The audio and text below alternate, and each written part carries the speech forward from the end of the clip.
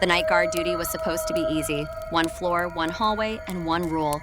Never open room 3113 after midnight. The hospital had been abandoned for years, yet the electricity still hummed faintly, as if the building itself refused to sleep. At exactly 12:07 a.m., the hallway lights flickered and the air turned cold enough to sting my lungs. That was when I heard it, the soft sound of breathing coming from the locked room at the end of the corridor. I stood frozen, staring at the door. Room 313 had no windows, no patients, and no recorded deaths. Yet every guard before me had quit within a week. The breathing grew louder, uneven, as if something inside was struggling to remember how to breathe like a human. I told myself it was faulty wiring or rats behind the walls, but the doorknob slowly began to turn on its own. Suddenly, the lights went out. I moved into the house because it was cheap, quiet, and far from the city. The landlord said it had been empty for years, but he never explained why. On the first night, everything felt normal until I heard my name whispered from the hallway. It wasn't loud, just clear enough to make my skin tighten. I told myself it was exhaustion, yet the whisper came again, closer this time, as if the house was testing how I would react. Every night after that, the house learned something new about me. It learned the sound of my footsteps, the rhythm of my breathing, and the exact moment I fell asleep. Doors creaked only when I closed my eyes, and the walls released soft knocking sounds that followed me from room to room.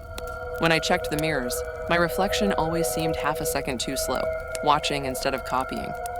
On the 4th night, I woke up to see the bedroom door wide open. The clock in my room stopped at exactly 2:17 a.m. I noticed it because the silence suddenly felt heavier, like the house was holding its breath. When I tried to check my phone, the screen stayed black, even though it was fully charged. That was the moment I realized time hadn't stopped for me. It had stopped for something else.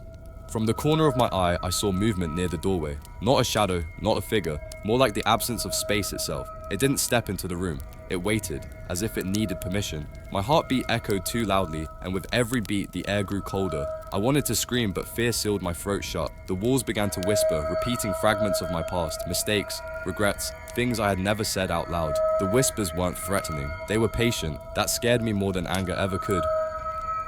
The first call came at 1:42 a.m. My phone rang exactly 3 times and then stopped. No notification. I checked the signal, thinking it was a glitch, but everything looked normal. When I lay back down, the phone rang again. 3 rings, same tone, same silence afterward. That was when I remembered the warning written on a sticky note I didn't remember placing on my desk. Do not answer after the 3rd ring. On the 4th call, the ringing didn't stop. It stayed on the 3rd ring, looping endlessly, vibrating against the table like something trapped inside. My hands shook as I picked up the phone, even though every instinct told me not to. The moment I answered, the line went silent. Then I heard breathing, slow, wet, and far too close. A voice finally spoke, not asking who I was, but confirming it. "You heard me last night," it said. The calls continued every night after that. Each time, the voice knew more. I first noticed the silence when the rain stopped making noise. The drops still fell outside my window, but there was no sound when they hit the ground. Even the ceiling fan froze mid-spin, as if the room had been paused. I sat up slowly, afraid that any sudden movement might break something worse than silence. That's when I heard breathing, steady, patient, and coming from beneath my bed. I held my breath and listened. The breathing matched mine perfectly, inhaling when I inhaled, stopping when I stopped. My phone refused to turn on, and the digital clock beside my bed showed nothing but black glass. The air smelled damp and old, like a room that hadn't been opened in decades. Something under the bed shifted, dragging its fingers lightly across the floor, learning the shape of the room. A whisper slid out from the darkness below me, calm and curious. The elevator in my apartment building had a habit of skipping floors, but that night it refused to stop altogether. I pressed my floor number again and again, watching the display flash past it like it didn't exist. The hum of the cables grew deeper, slower, as if the elevator were sinking instead of rising. When the doors finally opened, I wasn't on any floor I recognized. The hallway outside was narrow and dim, lined with doors that had no numbers. The elevator doors slid shut behind me on their own. I tried the call button, but it was gone. The silence here felt thick, pressing against my ears. Then one of the doors opened, just slightly, and I heard my own footsteps coming from inside. walking toward the hallway. Every door began to open after that. From each room stepped a version of me, older, injured, terrified, staring with the same expression I felt on my face. None of them spoke. I remember the first time I felt true fear. It was a dark night and the wind howled outside. I was home alone, or so I thought. Suddenly, I heard a noise coming from the basement. My heart raced as I tried to convince myself it was nothing. But deep down, I knew I had to check it out. With each step down the creaky stairs, my anxiety grew. The darkness seemed to swallow me whole. I reached for the light switch, but it flickered and died. In that moment, I felt a presence behind me. I turned slowly, my breath caught in my throat. What I saw still haunts me to this day. A shadowy figure stood there, watching me. I froze, unable to scream or run. All I could do was stare into the abyss. And then, it vanished without a trace. I never went down to that basement again. The first time I heard the voice, it came from my phone while the screen was locked. It whispered my name softly, the way someone does when they're standing right behind you and don't want to scare you, yet. I checked my call log, my messages, even my apps, but there was nothing there. The voice stopped the moment I touched the phone, leaving behind a silence that felt heavier than the sound itself. Over the next few nights, the voice returned. It never spoke when anyone else was around. It waited until I was completely alone, until the house settled and my thoughts grew loud. It didn't threaten me. It reminded me. It spoke about things only I knew. Small regrets, forgotten fears, moments I had buried deep. The way it spoke made it clear it wasn't guessing. It was remembering. One night, the voice asked a question. I moved into the apartment because it was cheap, quiet, and on the top floor.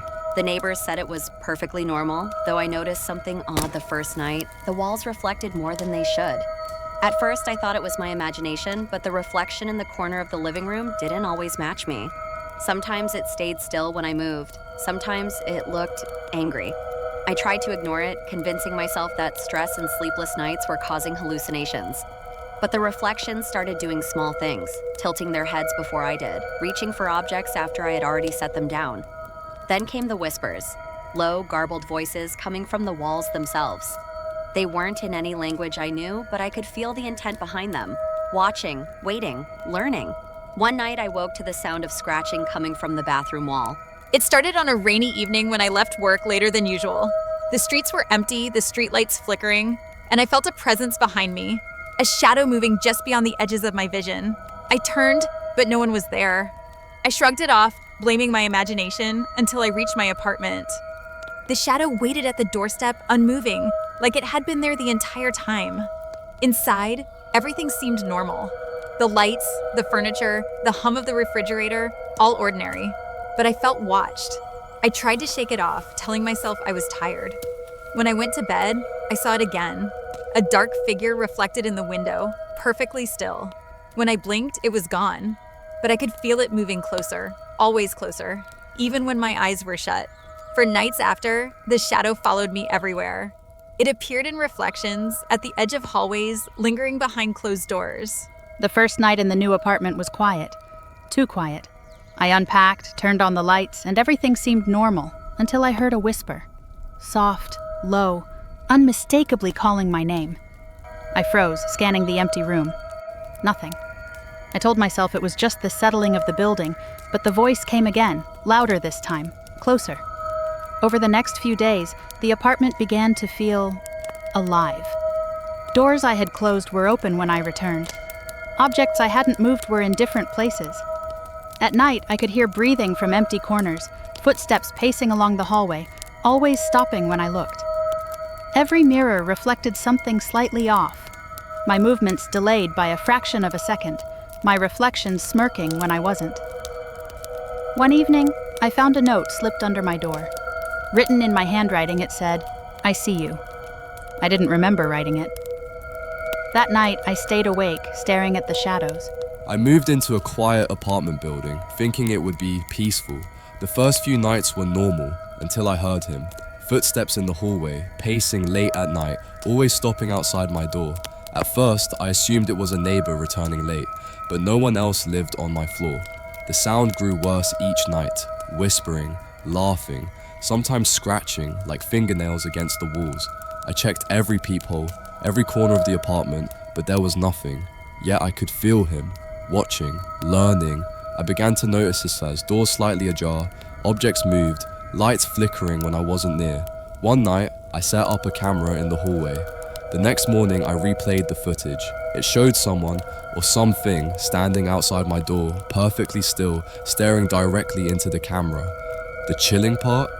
Its face was my own. From that night on, I stopped leaving my apartment.